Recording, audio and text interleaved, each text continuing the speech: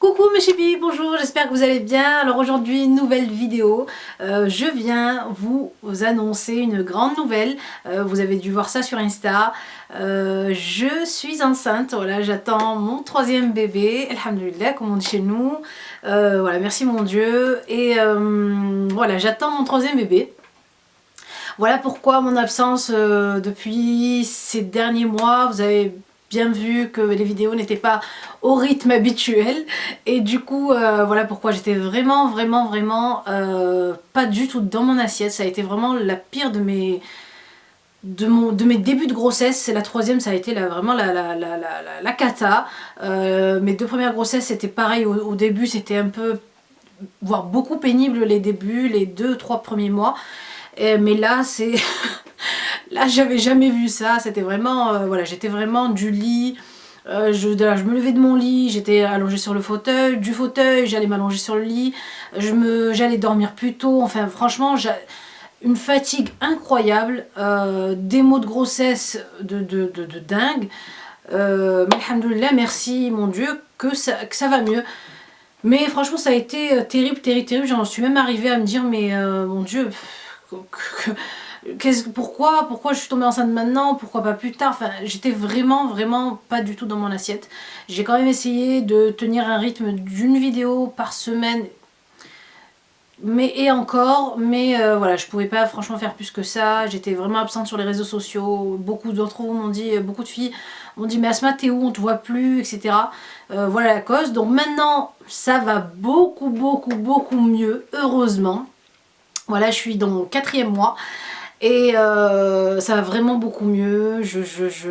Voilà, j'aime ma grossesse, je profite de ma grossesse. Voilà, j'ai plus de nausées, plus de maux de ventre, plus de fatigue, un peu de fatigue, mais pas du tout comme les débuts. Donc voilà, je voulais vous annoncer ça, donc cette grande nouvelle là.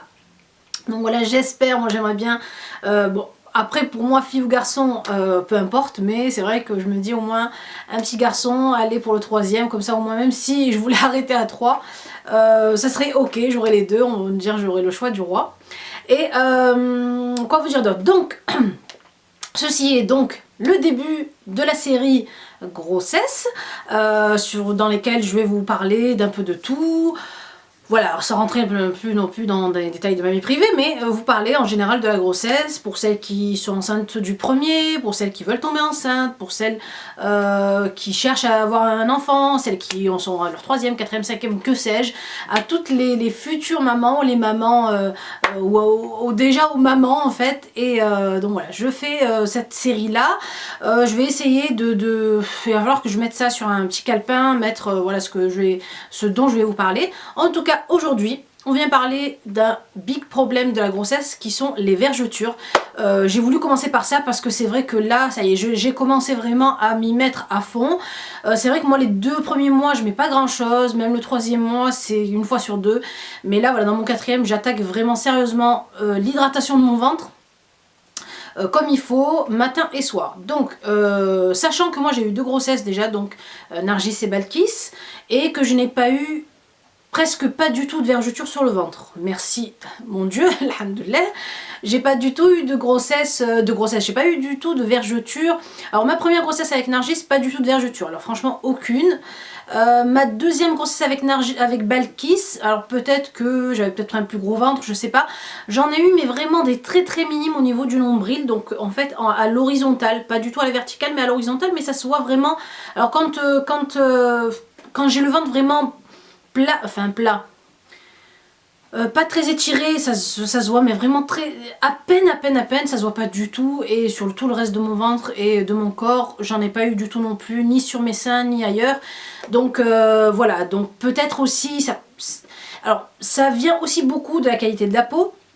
Alors il y a des filles qui s'hydratent matin et soir et qui malheureusement après l'accouchement ont un ventre qui a été vraiment détruit entre guillemets par les vergetures.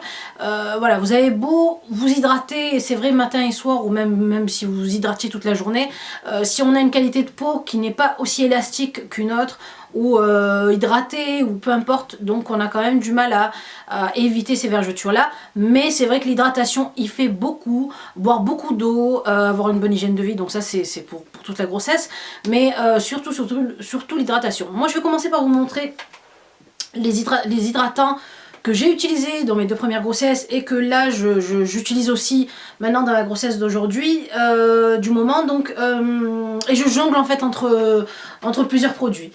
Vraiment mes produits phares, ceux que j'utilise vraiment en ce moment, ceux que j'utilise vraiment en ce moment, c'est l'huile d'argan. Alors l'huile d'argan 100% naturelle, première pression à froid. Alors celle-ci vient du site Graines d'Argan. Je l'ai eu depuis, je l'avais eu depuis un petit bout de temps à essayer. Et du coup, bon voilà, c'est de l'huile d'argan quoi. Vous pouvez très bien acheter ça, vous faire ramener ça par votre cousine du Maroc, enfin peu importe. Mais il faut que ce soit vraiment la pure pour avoir vraiment les résultats qu'il faut. Donc l'huile d'argan, moi je me tartine ça donc matin et soir. J'en mets quand même une bonne quantité. Je suis pas non plus, c'est pas la friteuse sur mon ventre, hein, mais quand même voilà, j'en mets quand même assez, j'en mets pas quelques gouttes, hein, j'en mets bien au creux de ma main, et je me tartine ça jusque dans le nombril, donc en bas, vraiment sur les zones, donc comme vu que moi j'ai eu 2 césariennes, donc vraiment je me tartine aussi la cicatrice de césarienne, le ventre, les poignées d'amour, etc. Avec ça, donc, et ça m'arrive aussi de le faire avec l'huile de nigel, donc je vous l'avais déjà présenté, donc ça c'est ma première année je crois, l'huile de nigel, que je dis ça pour mes vergetures, donc l'huile de nigel d'Égypte, bio, alors 100% pure aussi, que vous trouvez sur le site Alepia, donc voilà, j'utilise ça aussi, voilà, quand je l'ai sous la main, en fait souvent j'en mets une dans ma chambre à coucher, une dans la salle de bain, une dans ma chambre donc de vidéo, comme ça quand je suis là, peu importe où je me change, en fait je la vois, et je me rappelle qu'il faut que je me tartine le ventre. Sinon, ce que j'ai aussi essayé donc pour Balkis et qui a vraiment marché, c'est la Madré Magique. C'est une crème en fait à base d'huile d'olive, de miel, de propolis, etc. Donc bio en plus, qui est organique, que vous trouvez sur le site iHerbs. Donc vous avez dedans du pollen, voilà, il n'y a pas du tout de produits chimiques. Et voilà, ça sent vraiment, on va dire l'huile d'olive, beaucoup plus l'huile d'olive, mais voilà, vous avez tout dedans, vous avez de la propolis, du pollen, du miel, et c'est vraiment très très hydratant. Moi j'ai beaucoup utilisé ça pour la grossesse de Balkis. Sinon, ce que j'utilise aussi des fois de temps en temps en ce moment, c'est le body butter de chez Hugo Naturals à la mangue. Donc celui-ci que vous trouvez aussi, donc il n'y a pas de gluten à l'intérieur, qui est vegan, donc c'est un beurre vraiment très riche. Et vous le trouvez sur le site iHerb aussi. Je vous mettrai aussi le lien de ce beurre corporel là, qui est vraiment très très hydratant, très nourrissant. Voilà, et qui laisse votre peau vraiment très très élastique en fait, et bien nourrie, bien hydratée, pour éviter que, voilà, que ça tire au niveau de la peau du ventre.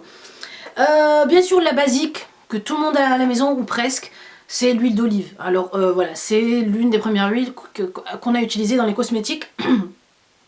L'huile d'olive, donc il suffit qu'elle soit donc bio, donc pression, je sais pas c'est quoi l'huile vierge, je crois que ça s'appelle comme ça, ou pression à froid, ou première pression, enfin je ne sais pas.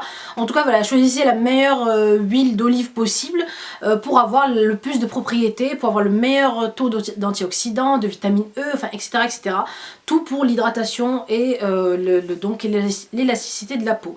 Donc voilà, le basique, l'huile d'olive, si vous avez vraiment rien sous la main, l'huile d'olive fera l'affaire. Alors, juste un petit, on va dire 2 petits crochets entre guillemets.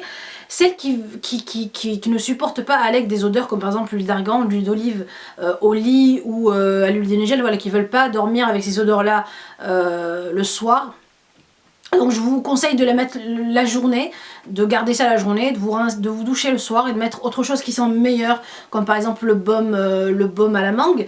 Et celles à qui ça ne dérange pas et qui ont peur quand même de salir le vêtement avec l'huile, moi ce que je fais c'est qu'en fait en dessous de ma robe de chambre ou de mon pyjama, etc., je mets un genre de débardeur un peu entre guillemets pas pourri, mais un débardeur que je ne garderai pas pour sortir, hein. Un débardeur, donc je me tartine le ventre, je mets mon débardeur et par dessus je mets donc ma robe pour pas qu'en fait l'huile ne tache votre vêtement de nuit. Voilà. Autre chose qui est très hydratant aussi, que vous pouvez aussi utiliser, qui n'a pas vraiment d'odeur, donc c'est un peu une odeur neutre, c'est le beurre de karité. Donc celui-ci vient de chez Alepia, mais vous pouvez très bien utiliser n'importe quel beurre de karité. Il suffit qu'il soit 100% pur, donc que du beurre de karité, évitez les mélanges, parce que voilà, ça perd en efficacité. Mais voilà, éco, donc celui-ci est EcoCert, bio, et vous le trouvez aussi sur le site Alepia. Je vais voir s'il y est encore, normalement oui. Donc du beurre de karité, ou sinon vous avez aussi le beurre de karité d'Institut Karité, enfin peu importe. Voilà, alors je termine aussi par ces huiles là, donc celle-ci on va dire qui est aussi hydratante, mais bon, je pense qu'elle est beaucoup plus faite pour les massages, etc. Mais en tout cas, vous pouvez aussi la trouver. C'est une huile de chez Knep, je vais y arriver, qui est au jasmin et à l'argan, que vous trouvez donc en parapharmacie. Donc la marque Knep, vous connaissez, c'est un peu, en fait, elle fait, c'est une marque qui fait un peu les produits pour le bain, les sels pour les bains de pied, enfin voilà. C'est vraiment une marque de détente qui font les gros galets, vous savez, je sais pas si vous connaissez ces gros galets là de chez Knep. Donc moi j'ai connu cette marque là en travaillant en parapharmacie, donc du coup c'est une très bonne marque. Le seul hic, alors je sais pas si elle est bio celle-ci, je vous dis ça. Raffiné d'huile de corps. Alors celle-ci je pense, mais essayez de voir chez Knep, ils ont des produits comme ça d'hydratation qui sont bien, et là franchement jasmin et argan, le mélange sent vraiment hyper bon, et moi j'aime, moi qui aime le jasmin, voilà. Et je voulais aussi vous parler d'un dernier petit produit, si je le trouve. Ce produit là c'est la Bio Oil. Beaucoup de filles me posent des questions sur la Bio Oil pendant la grossesse. Moi j'ai vu qu'en fait pendant la grossesse c'était à éviter au premier trimestre, donc apply twice daily for a minimum of 3 months, donc during pregnancy apply twice daily from the start of the second trimester. Alors là ils vous disent qu'il faut l'appliquer donc 2 fois par jour au début du deuxième trimestre. Je me pose moi la question, pourquoi ne pas pouvoir l'appliquer au premier trimestre? Donc si c'est à éviter au premier trimestre, je me dis que finalement il y a peut-être des choses là-dedans qui ne sont pas top pour le fœtus ou pour l'embryon. Et du coup, moi j'éviterais vraiment de l'utiliser pendant la grossesse sur les vergetures. C'est vrai que moi je la conseille sur les cicatrices parce qu'elle marche vraiment, sur les cicatrices, sur les cicatrices, que ce soit des cicatrices accidentelles ou des cicatrices d'acné ou des restes d'acné. Moi je la conseille à ce moment-là, hors grossesse, vraiment. Mais pendant la grossesse, franchement j'éviterais, donc évitez d'utiliser ça pendant la grossesse. Si c'est mauvais au premier trimestre, je pense que ça le reste pour le deuxième et le troisième trimestre. Donc du coup, voilà, évitez vraiment la Bio Oil pendant la grossesse, moi c'est ce que je vous conseillerais. Voilà ce qu'il en est pour l'hydratation du bidon pendant la grossesse. J'espère que ces petits conseils vont vous aider. Moi ce que je peux aussi vous conseiller, c'est de vous hydrater après la douche, parce que voilà, l'huile pénètre mieux une fois que les pores sont dilatés. D'essayer de vous faire des gommages très doux sur le ventre pour encore pour avoir encore plus d'efficacité au niveau de l'hydratation. Voilà mes petits conseils. Buvez beaucoup d'eau. De toute façon, que ce soit en dehors de la grossesse ou pendant la grossesse, l'eau est vraiment très importante, et moi je le vois franchement quand je bois pas d'eau du tout, ma peau est sèche, je sens que c'est fripé à ce niveau là, enfin au niveau du corps en général, et pendant la grossesse encore plus. Et donc voilà, buvez beaucoup d'eau, hydratez-vous pour éviter les vergetures matin et soir. Et puis voilà, si vous avez des produits que vous avez utilisés et que vous avez trouvé donc sympa et efficace, mettez-moi ça en commentaire, comme ça les filles pourront voir aussi ce que vous utilisez, et moi aussi par la même occasion. Et avant tout, je voulais vous montrer mon petit bidon, parce que beaucoup de filles m'ont demandé. Voilà, donc après moi je prends beaucoup du ventre pendant mes grossesses, donc là je suis dans mon 4e. Voilà, voilà le petit bidon. Voilà mes poupées, je vous embrasse très fort et je vous dis à la prochaine vidéo. Bisous mes belles.